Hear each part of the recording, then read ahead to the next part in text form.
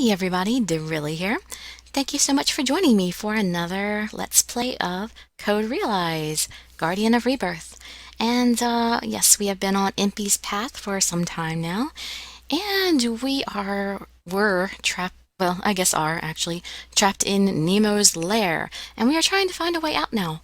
So, this may be it, we hope, but actually it looks like the door to some kind of inner sanctum, to some kind of secret laboratory to me. But you know, well, most of you probably know that Nemo is a character from, wait, if I'm right, isn't it, Captain Nemo is from 20,000 Leagues Under the Sea, so like the Nautilus is like the submarine, you know, thingy. So he's the captain of the submarine. So maybe we're actually going to discover his submarine and steal it. I mean, not a spoiler because I'm just guessing. I mean, but that's what he's known for in the literary world. So let's see. I guess we just have to hope that these doors lead out. I nod in agreement and start looking for a way to see how we can open them. The doors themselves look heavy and uniquely constructed, but luckily they don't seem to be locked. As I go to open them, Where do you think you're going? I hear a raspy voice and turn around. There stands Nemo, with a crowd of Twilight soldiers behind him. Aha! How dare you attempt to harm this genius scientist? However, it seems the world is not yet ready to part with my genius yet. As you can see, I'm completely fine. That's because I went easy on you. Should I tell him? Nemo continues to speak, grinning. Now, it's time for you to give up, doll. You are my precious test subject. Heh, there's no way I'll hand her over. She's not going anywhere with you. Step aside, Cardia. I hastily stand away from the doors, and Impy destroys them with a powerful kick. Beyond the doors, now a gaping hole. There is nothing. There's really nothing in sight. Not even the ground. What? No way! This huge building? It's airborne? Wait, are we on the Nautilus?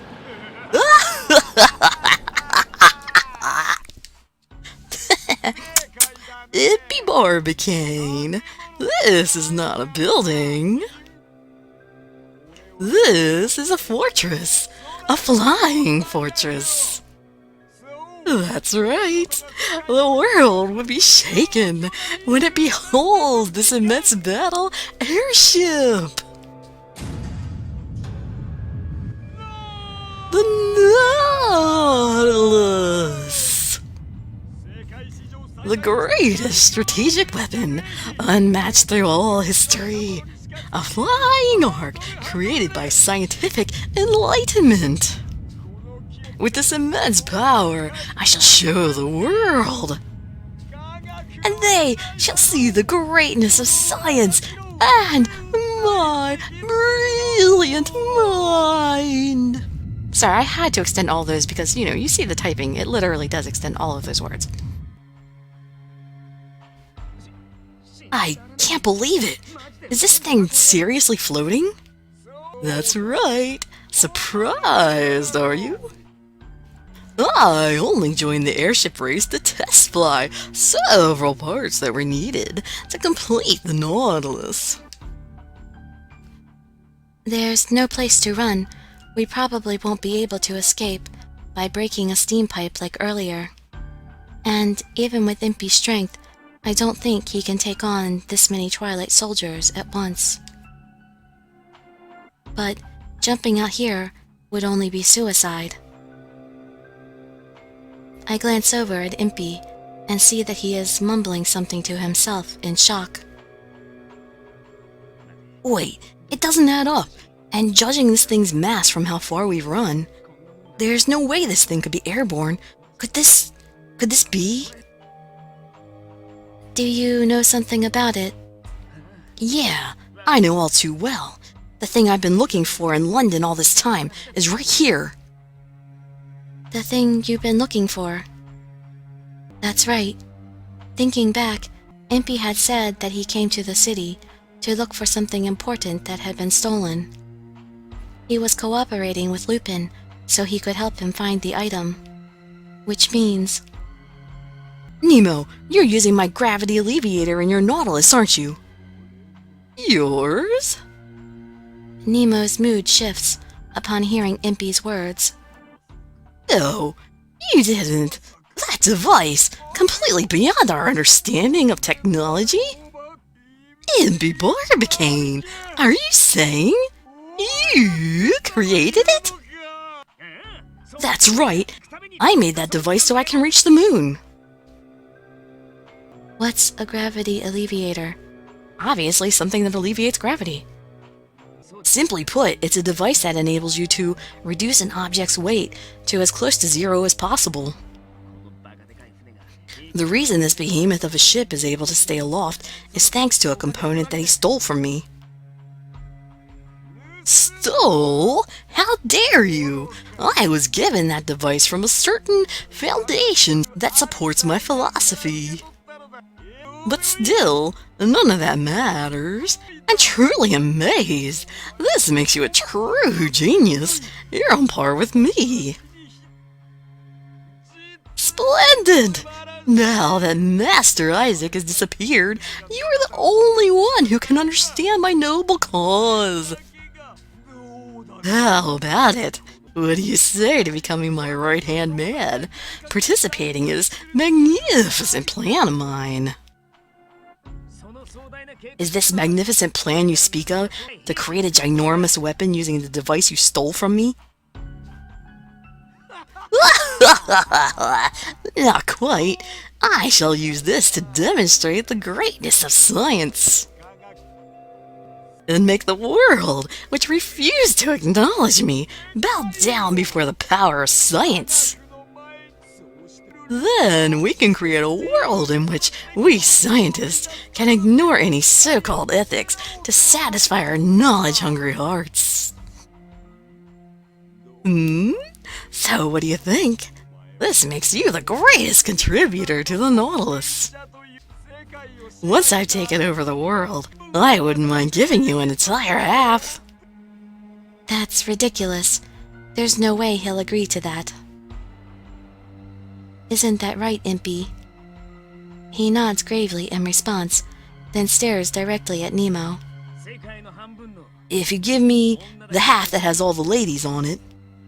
Impy! I'm just kidding. Your eyes are scary. Calm down, calm down. While saying this, Impy roots around in his pockets nonchalantly. Then, he takes out something that looks like a pocket watch and glances at it. Well, are you concerned about the time? Do you have somewhere you need to be? Impy simply grins in response, then looks over at Nemo as if he just thought of something. I do have one question from one scientist to another. How are you keeping this Nautilus airborne? That device requires an immense amount of energy. There's no way you can generate enough power to lift something this big. Oh. The horologium. While you were asleep, I was able to, with great difficulty, collect a piece of the horologium. It's already been proven through massive, ongoing experiments that even a tiny piece can generate tremendous amounts of energy. Hearing this, I realize something and bring my hand to my chest. Nemo was able to remove a tiny piece of the horologium from my chest, and that piece by itself can produce a huge amount of energy. Could that mean... Huh? Is that safe? I mean, isn't that thing your heart, more or less? I just feel a little unwell. Don't worry about me. Impy closes his eyes. He opens them to stare at Nemo with a serious expression. Nemo, that device wasn't meant to be a power to take over the world. It wasn't made to hurt anyone. I made it to go to the moon. Impy. And let me tell you, I really hate guys who think it's acceptable to hurt my lady. Especially if that lady is someone special to me. I'd rather die than cooperate with the likes of you. Impy points straight at Nemo, then gently wraps his arm around my waist. I'll get that device back no matter what. Just you wait and see, Nemo.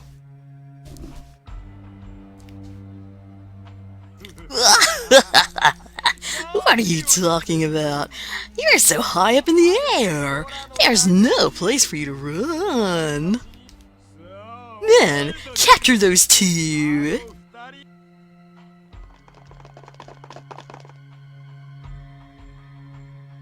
The Twilight soldiers charge towards us. As he watches them, Impy grips me tightly. Impy. It's alright.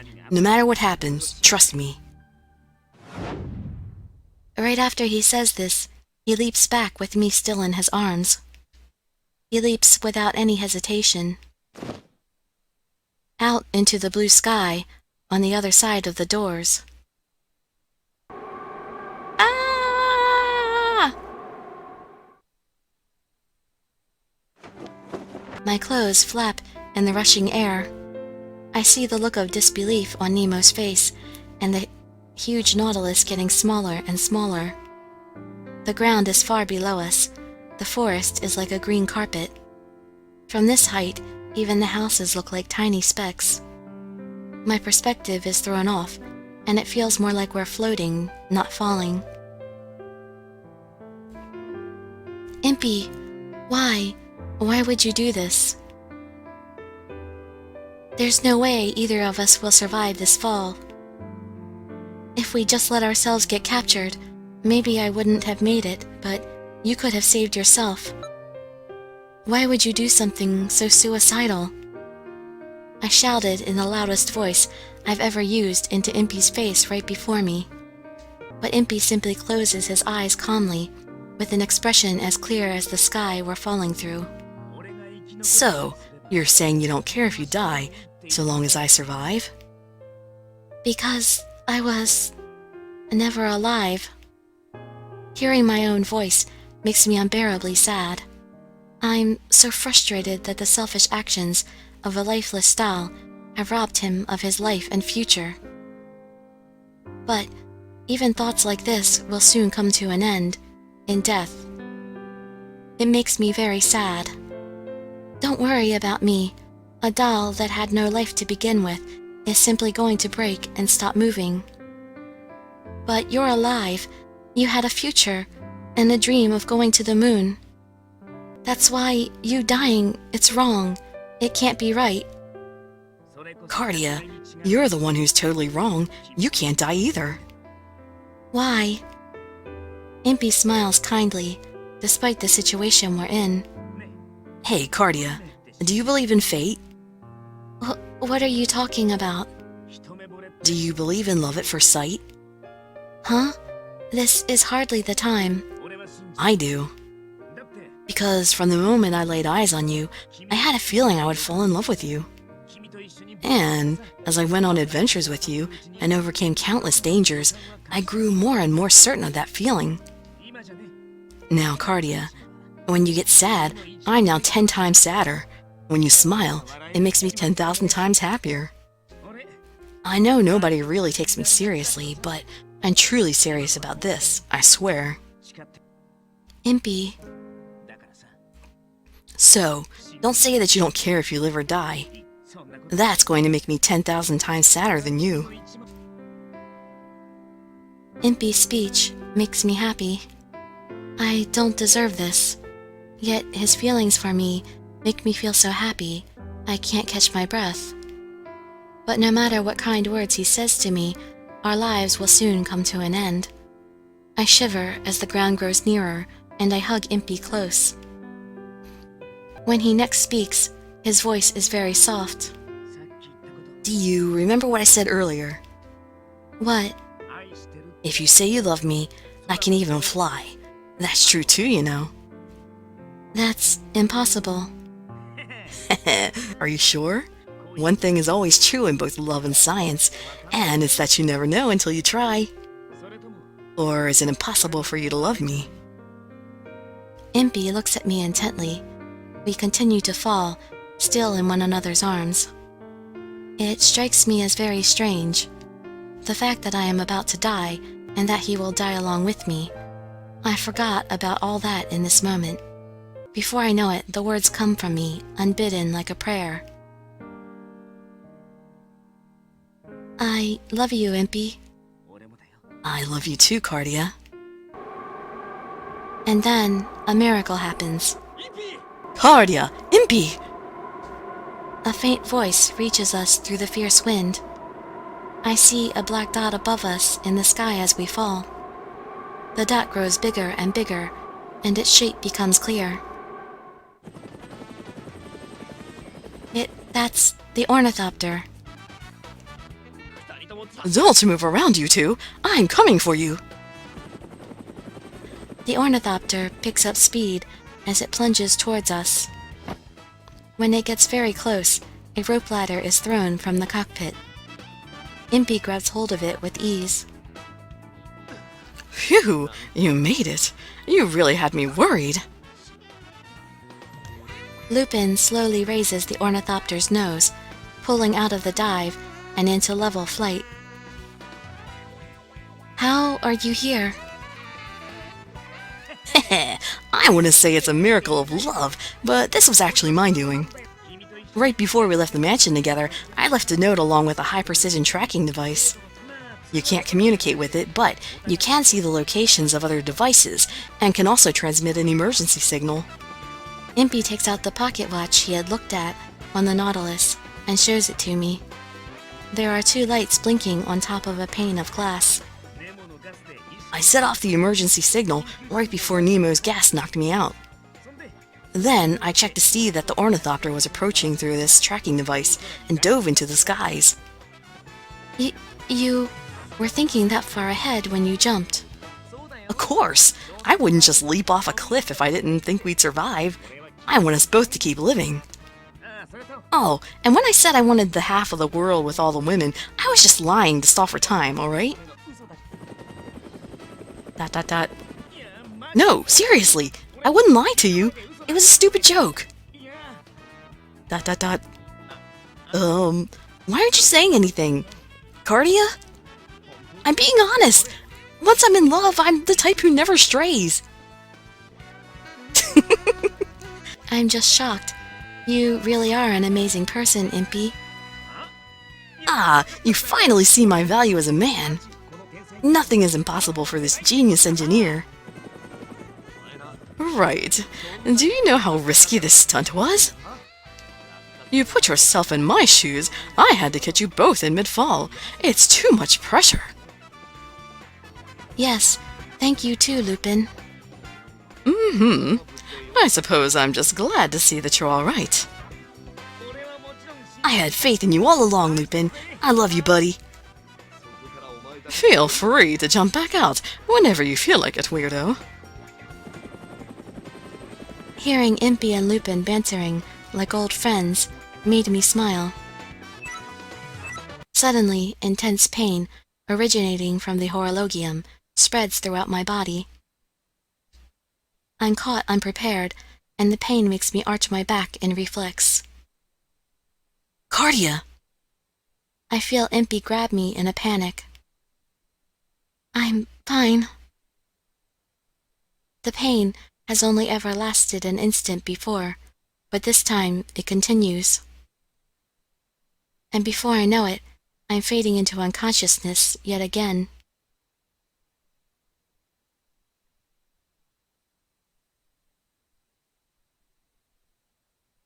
Chapter 11. Criminal Intent. As I lay in bed, I stare out the window at nothing in particular. The darkening sky is very peaceful, reflecting a vivid orange color. In conclusion,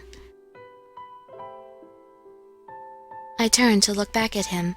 Victor and Impy are both in the room with me.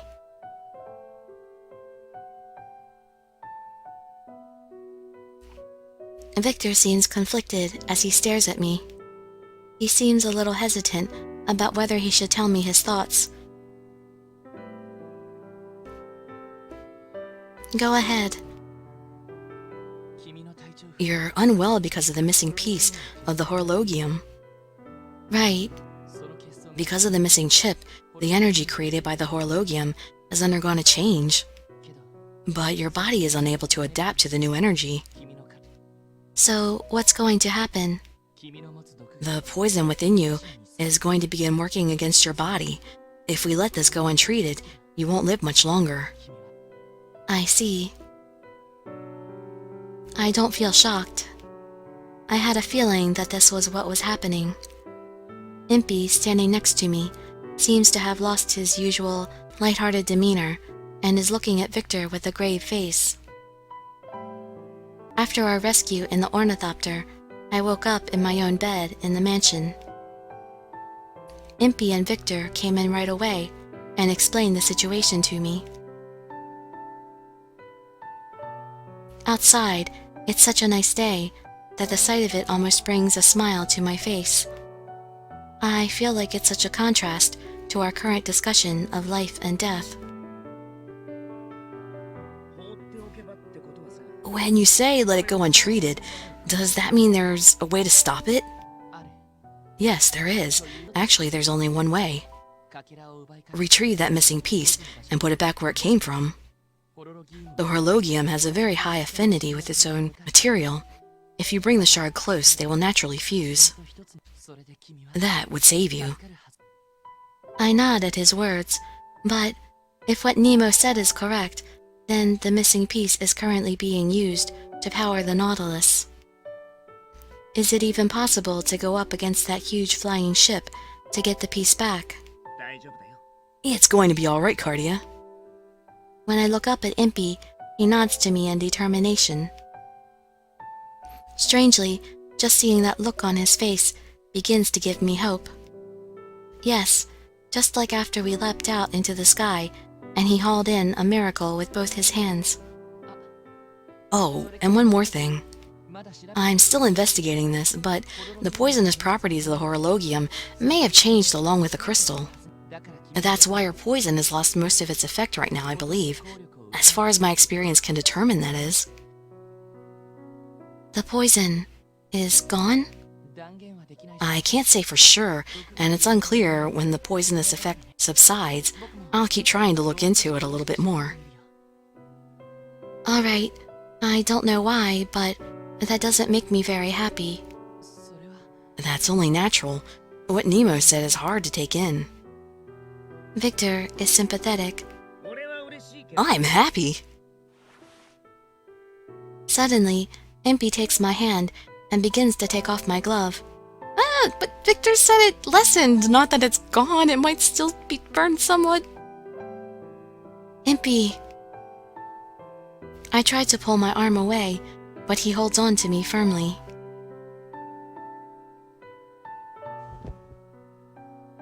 Aww. And gently takes my hand. I look up at Impy, speechless. Oh. What are you doing, Impy? Well, if the poison is gone, I figured that I could touch her. I said I think the poison is gone.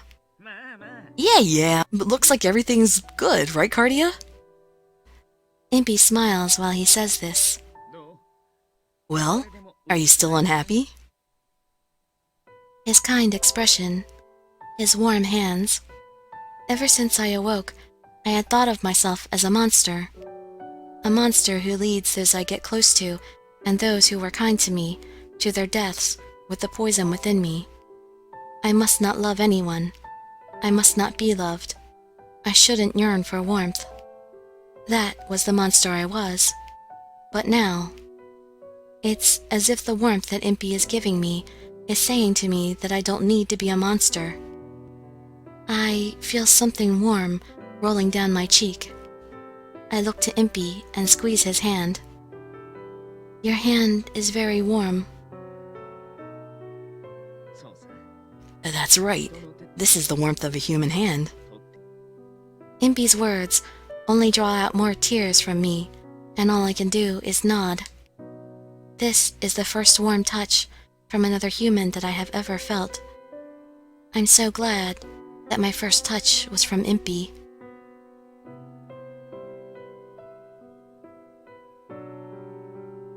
I reluctantly but gently take my hand away, and Impy places a hand on his chest and bows slightly. We know how to treat this, so it'll be fine. Just leave it to Mr. Impy. All right. In any case, I need to get my gravity alleviator back from Nemo. That's right. When we do that, we'll get that piece of the horologium shard back too. Got it? Thank you. I say this with a smile. I'm still crying as I smile, but I want him to see me trying my best even so. The next day, after confirming that my condition is stable for now, Impy and I decide to explain everything to the rest of the group. Everyone wants to know exactly what happened to us. It seems that the two of us going off on our own had caused considerable worry. We need to explain as much as we can, since we made them so concerned about us. With that in mind, I looked around at everyone who gathered in the living room. That's everybody. Lupin, Van Helsing, Impy, Saint Germain, and Victor. Even Deli has come out to join us. All right then, I'll explain. We went to see Nemo to see if he knew anything about my father, about Isaac. Ah, that man of amusing behaviors. That scientist who looks like he would have some trouble fitting into society, yes? Count? That's a pretty roundabout way to be rude. You mean that whack-job scientist? Van Helsing, on the other hand, has no problem being flat-out insulting. That's the guy. We ended up being captured by that whack job. You were captured. I'm amazed you were able to escape from that whack job in one piece. I sense that whack job is going to become Nemo's new nickname. I suppose it's fitting, though. Then, he found out about the horologium within my body. Then I explained everything that happened while we were on the Nautilus, with Impy adding some details here and there. I don't hide anything, even the fact that I'm merely a doll. That I don't have a soul. When I tell them about that, my voice shakes a little, and I feel like I'm stumbling over my words. Still, everyone continues listening to me in silence. Then, after we finish, Lupin is the first one to open his mouth. I see. So, we can save you if we get the piece of the horologium that Nemo took out of you. Yes, actually, there's no other way to save her. Uh-huh. Well then, there's no way we'll fail to get it back, now is there? Everyone nods in agreement with the Count. I hastily shake my head in response. No, this is a personal problem. I don't want to put the rest of you in danger over this. What are you talking about? This Nemo guy is saying he'll use this Nautilus battleship to wreak some havoc, right? Even if you didn't need our help, this is something I can't allow to continue as a gentleman thief with a heart of justice. I agree, Nemo is too dangerous.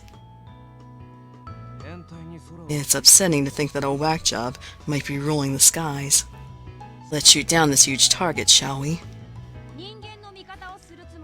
I don't intend to side with humans, but fine.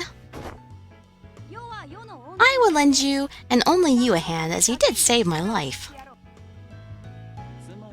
So you see, this problem isn't just yours. We're all gentlemen here. It's only natural that we'd leap to the aid of a damsel in distress. But... It's fine. Everyone obviously wants to help you, but they all have their own reasons for coming along. That gravity alleviator is packed with my hopes and dreams. I won't let them use it as a weapon. I'll get it back no matter what. Impy looks at me and smiles. Cordia, there's nothing you should feel bad about. Thank you, everyone. Everybody smiles as they look to me. Ah, this is where I belong. The first place of warmth and kindness that I've known since I left my old home. No matter who I am, and even if I'm not a natural form of life, these people accept me. So, where is the piece of the horologium that was stolen from you? It's definitely on the Nautilus. That battleship is using my gravity alleviator to stay up in the air. He's using the horologium to create the immense energy needed for the device to function on a ship of that size. So the Nautilus can't fly without that part. If we assault it and take the horologium, we can bring it down at the same time. Exactly! Everything we need is on the Nautilus. The horologium, and the gravity alleviator, and a happy future with Cardia and I together. Oh, right. Everyone else looks at me curiously, and I feel a bit awkward. Huh? What are you talking about? Fantasizing as usual, I take it. Not this time. She and I are madly in love with one another. She's completely off the market. What? Whoa, he's serious. Cardia, is he blackmailing you with something? Well... It's true. I heard her say it with my own ears as we were diving through the sky. She said she loved me, right? Impy starts winking at me with such enthusiasm. I can practically hear his eyes. I can practically hear his eyelids slamming open and shut. She's just super enamored with my studliness. It's the sort of charm you only notice for the first time when you're alone with someone. Cardi is crazy about me.